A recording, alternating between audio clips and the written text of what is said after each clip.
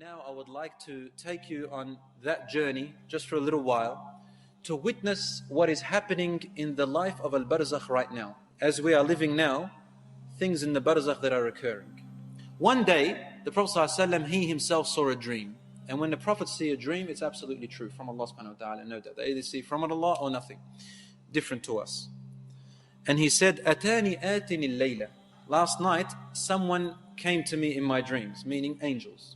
They came to me too. And they took me into the skies, into the life of the Barzakh, into another world of the dead, the world of the dead. He said, we reached a place. I saw before me a man who was lying down on the floor, on his back. And there was another man, a big man holding a huge stone. He would come up to this man lying on the floor and he'd throw the stone onto his head. And it'd crush his head. And the stone would roll away. The man would go to pick up the stone, and by the time he comes back to the person on the ground, his head has been restored. And he'd crush it again. The stone would roll away. And he'd keep doing that over and over. So I asked them, who is this man on the floor, and why is that other man doing this to him? They said to me, move on, move on. Don't ask questions, keep going. He said, then we moved on. Then we passed by a man who had a hook,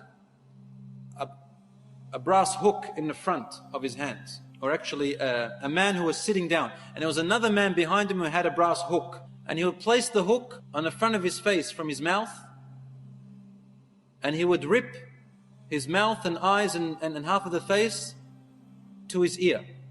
Then he would come to the other side of his face and rip his other side of his face to the other ear. When he'd go to the other side, the first side is restored. Then he'd do the same to the restored side, and then the other side is restored. And then he'd do it again.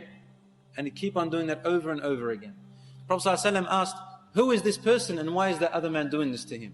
They said, move on, move on. He said, I reached a man who was swimming in a lake which looked like blood. And there was another man on the edge. He had stones in his hands. The man would swim to the other man. The other man would put stones into his mouth and he would have to swallow them and carry them across. And he would bring them out on the other side and he would come back, swim back, take another stone, put it on the other side and continuously do that. He said, why is this man doing this and who is the other man? He said, move on. They said, move on, move on. He said, we reached a place. He said, I saw men and women who were naked inside of what looked like a tannoor. Tannoor is like, in the olden days, this oven. They used to use these ovens to bake in their bread and stuff. Tannoor is very deep and hollow, and it has fire underneath it. Very hot in there. He said, I saw men and women in a huge tannoor. Huge. As much as the eye could see.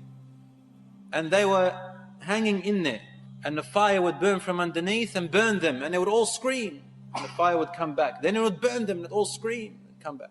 He said, who are these people and why is this happening to them? They said, move on, move on. He said, I reached and saw a man so tall that I could look up and barely see his face. But he was beautiful. He had a white beard.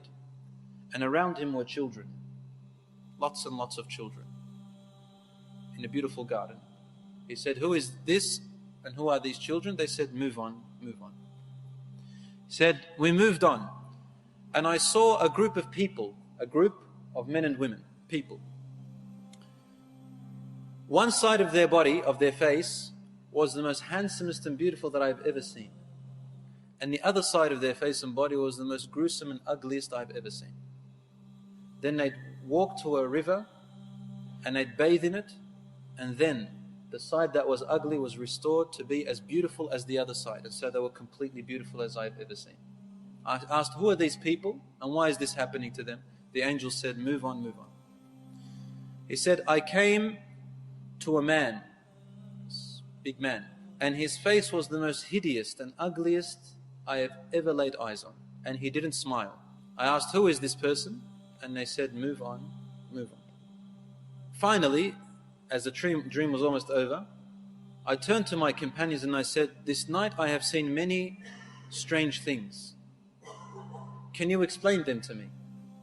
And they told him, the first person that was having a man crushing his head is either, we don't know the exact tafsir here, either an example or it is real. Nevertheless, this is what will happen or what it is happening to the person who dies before the Day of Judgment.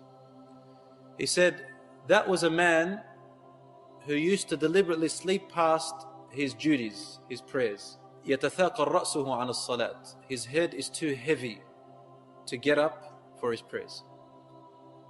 And so he is being punished like this until the Day of Judgment. The second person who were having hooks ripping their sides of their faces to their ears said these are the people who used to spread lies about other people. Walk out of their home and spread lies about this person, that person, rumors, lies. And they'd carry on information without making sure if it's true, and they carry it about the other people, ruining their lives and their reputations. Namima. It's called namima. Yamshi bin namima. Walking in rumors and gossiping about other people. So it's being ripped. This is punishment till the Day of Judgment. The third person who was swimming and having these stones, he said, ذَلِكَ آكِلُ الرِّبَى. He is the person who consumes interest, riba, usury. Yani, he is not in need. It's not a necessity for them to consume riba or to take it or to give it, and they did it. So they are being punished this way until the Day of Judgment. What's going to happen is going to be worse. He said the people that were in the tanur, in that big huge oven underneath and screaming from the heat, were the adulterers and adulteresses, fornicators and fornicatresses of this ummah, of this nation. As for the people who had one side beautiful and the other side ugly, and they would wash from the river and they would be restored, he said these are the people whose good deeds are equal with their bad deeds. They burn a little bit, or these are the people whose good deeds weren't enough, to make them enter Jannah. So they have burnt for their bad deeds, and then they are saved from the fire, or they will be saved from the fire, and they will cleanse themselves from this river in Jannah, and they'll be restored. As for the tall man that you saw with children around him, that is Prophet Ibrahim alayhi salam. And those children are the children of believers and non-believers who died before the age in which the sayyat are placed upon them, for the age of maturity. As for the man who you saw was hideous and didn't smile, then this is Malik, the angel guardian of the fire, of hellfire. He has never smiled since the day the hellfire was created by Allah subhanahu wa ta'ala. And he is the guardian who makes sure the people of hellfire are being tortured for their choice of going against Allah and refusing His message. But these are examples of the things that are happening or will happen in the life of the Barzakh. We ask Allah subhanahu wa ta'ala to save us from those punishments. Ameen ya Rabbal Alamin.